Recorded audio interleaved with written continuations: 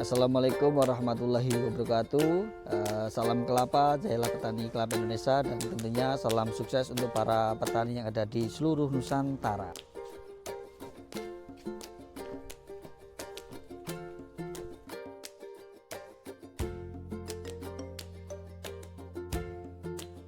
Pada pagi hari ini kebetulan kita ada di Buritan Garden Nursery. Nah, di sini memang salah satu stok kelapa yang paling, menurut saya ini paling banyak ini ya. Ini paling banyak banget ini. Sebenarnya masih banyak lagi, tapi yang untuk etalase di sini ya, untuk etalase baik untuk studi ataupun untuk pengamatan ataupun untuk edukasi ya. Tentunya di sini sebagai lahan edukasi para sahabat petani yang ingin berkunjung ke BPP Balai Penyuluh Pertanian Kecamatan Alian. Nah, di sini kita akan meneruskan pembahasan yang kemarin.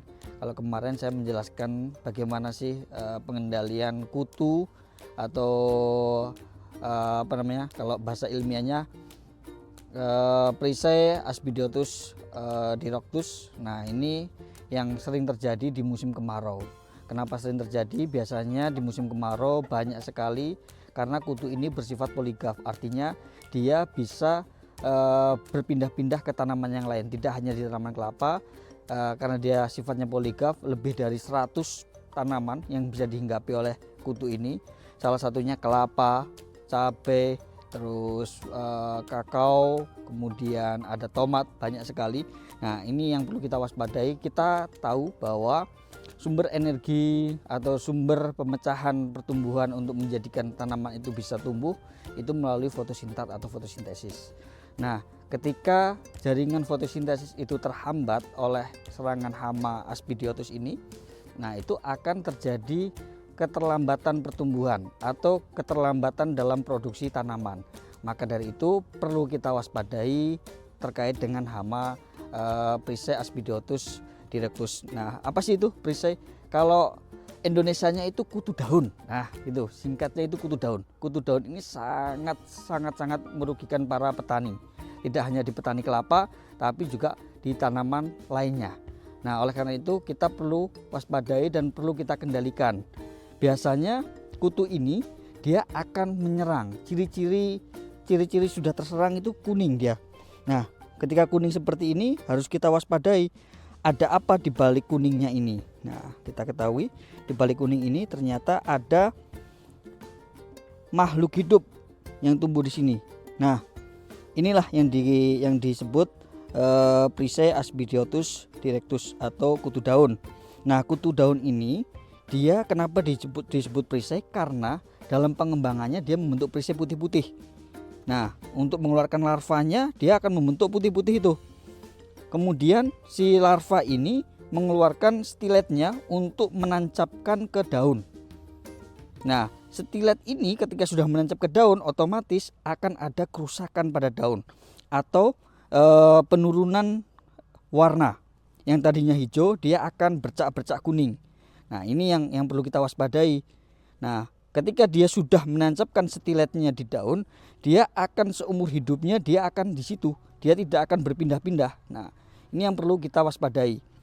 Ketika si hama ini sudah menancapkan stiletnya ke daun, otomatis daun akan terjadi kerusakan ya. Kemudian kerusakan apa? Kerusakannya yang paling parah itu kematian.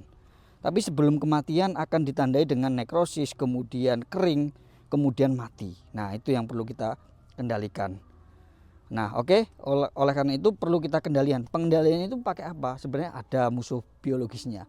Akan tetapi agak susah ya, karena alam ini sudah mulai terjadi perubahan-perubahan yang sehingga musuh-musuh alami atau predator yang seharusnya menjaga tanaman ini sudah mulai langka. Oleh karena itu kita perlu pengendalian dengan kimia. Nah, pengendalian dengan kimia ini kita menggunakan bahan aktif, bisa deltametrin, terus nah ini yang kebetulan yang kita gunakan bukan yang bahan aktif deltametrin. Yang kita gunakan bahan aktifnya adalah Profenofos.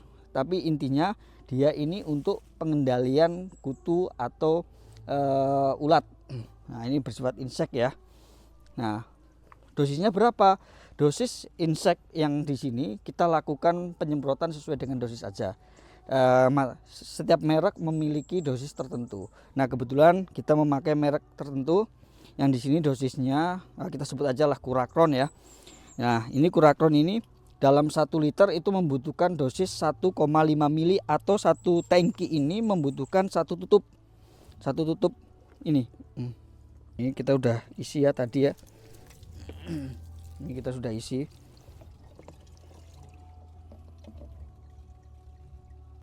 Bagaimana cara penyemprotannya? Penyemprotannya ini berbeda dengan penyemprotan pemupukan ya, karena ini musuh kita itu ada di ketiak daun, di jaringan stop matanya itu. Stop matanya itu kan akan terhambat. Ternyata lumayan berat juga. Nah kita mulai dari ujung ini. Nah kita mulai dari ujung. Bagaimana cara penyemprotannya? Penyemprotannya adalah dari bawah daun.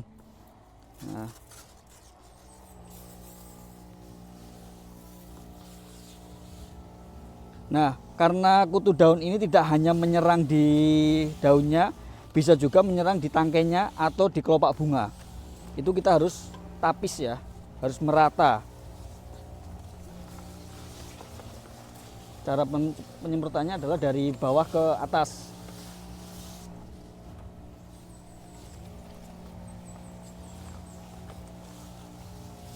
Nah ini nanti buat pengamatan ya, untuk pengamatan kita nanti ya nggak usah kita ini. Nah ini salah satu ciri kutu daun atau Prisai Asbidiotus directus yang sudah mati. Jadi sudah tidak ada pergerakan nyawanya ya, dan tidak ada putih-putihnya. Nah ini mati, dia menghitam, kan dia tidak akan hilang karena yang tadi saya sampaikan bahwa dia punya stilet yang menancap di stop mata atau di jaringan daun, sehingga dia seumur hidupnya akan tertancap di situ.